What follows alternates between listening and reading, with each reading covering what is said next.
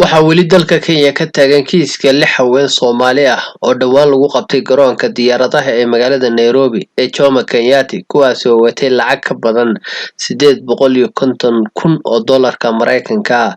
Saraakiisha ayaa waaxda cashuurta garoonka diyaaradaha ayaa sheegay in lacagtaasi lagu soo qariyay boorsooyin ay ku jiraan dhar iyo kabo si sharci darro ah lagu soo geliyay Kenya, sida ay tabiyeen warbaahinta Kenya ay ka mid yihiin wargeyska Daily Nation iyo weliba The Star.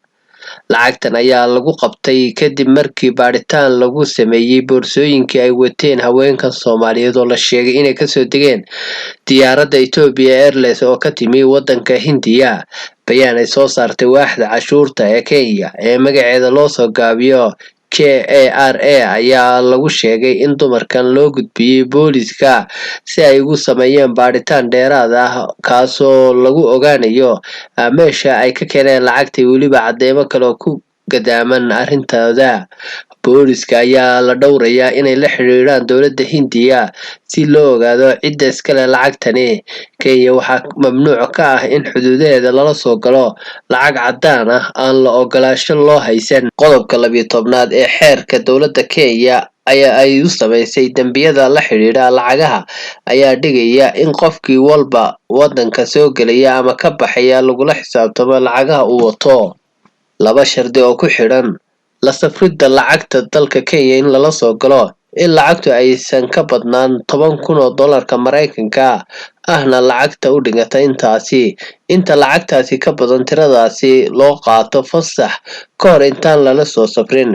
Qofka hadduu si ula kaca u bixin waayo xogta ku saabsan lacagta uu wato una la gelayo ama kala baxaya Kenya ama uu bixiyo xog marin habaabin ah oo ku saabsan tirada lacagtaasi waxa uu gelayaa dambi ayaa sidoo kale lagu yiri xeerkani.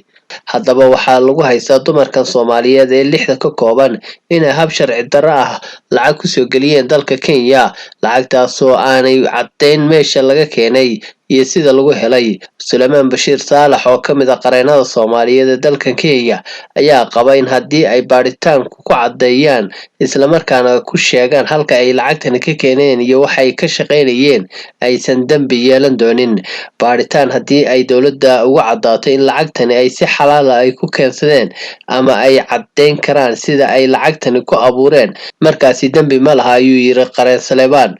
Inta badan marka ay dhacdo arrintan oo kale waa xoogga la saaraa inay ka wada hadlaan lacagta labada dal ee dowladooda ee midna laga keenay iyo midda lagu qabtay.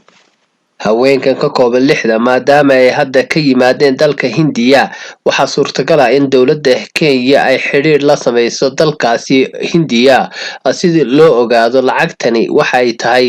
Qareen Suleymaan ayaa aaminsan in haddii dalkaasi khalad looga soo saaray lacagtan uu sharcigu qabo in iyaga dib loogu celin doono dalkaasi Hindiya, waase haddii ay haweenku caddeyn waayaan halka ay lacagtani ka keeneen iyo ganacsiga ay ka sameeyeen. Haddii aan Hindiya loo celin oo aysan wax shaqo ah ku lahayn haweenkuna ay soo bandhigi waayaan cadeymo sax ah, waxaa lacagtan la wareegi doonta dowladda Kenya. Haddii lacagtani Hindiya shaqo ku lahayn haweenka sharaxaad fiicanna ka bixi waayaan lacagtan sida ay ku heleen marnaba dowladda Kenya uma celinayso haweenkan. Ma aha markii ugu horeysay oo lacago noocan oo kale lagu qabto dalkaasi Kenya. Bishii February ee sanadkan ayaa garoonka Jomo Kenyatta lagu qabtay nin u dhashay dalka Kenya kaasoo ka soo safray dalka Burundi waxaana uu watay lacag gaadhaysa 2 bilyan oo doolarka Mareykanka. Waxaana sidoo kale lacagtaasi uu sheegi waayay goobta ka keenay iyo weliba sida saxda uu ku shaqeeyay waxaana la wareegtay dowladda.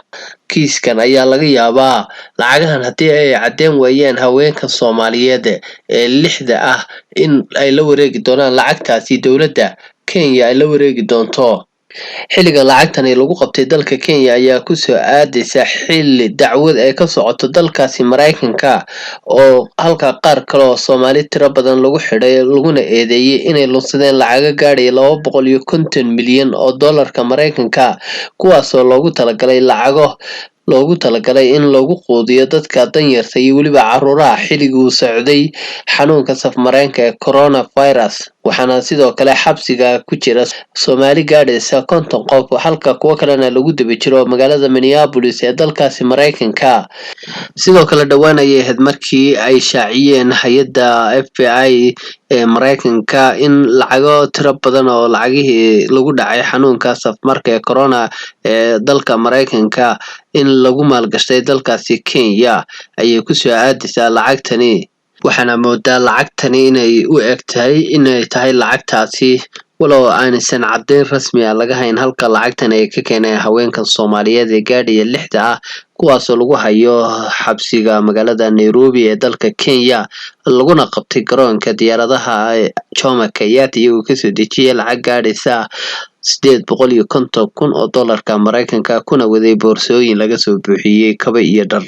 haddaba sidoo kale waxaa magaalada Minneapolis ee dalkaasi Mareykanka lagu xirxiray Soomaali gaadhaysa 50 qof kuwaas oo lagu eedeeyay inay lunsadeen lacago loogu talagalay xilligii corona socday in lagu quudiyo carruurta iyo weliba dadka danyarta ah xilligii socday xanuunka safmarka ee coronavirus. lacagtaas oo lagu sheegay cadadeeda $150 milyan oo dollarka Mareykanka halka ay FBI-da Mareykanka ay sheegtay in lacagaha qaarkeed lagu maalgashtay dalka Kenya isla markaana lagaga dhistay guryo sidoo kalena dalka Turkiga ay uga dhisteen guryo apartmentiya kuwa ganacsi iyo kuwa deegaan.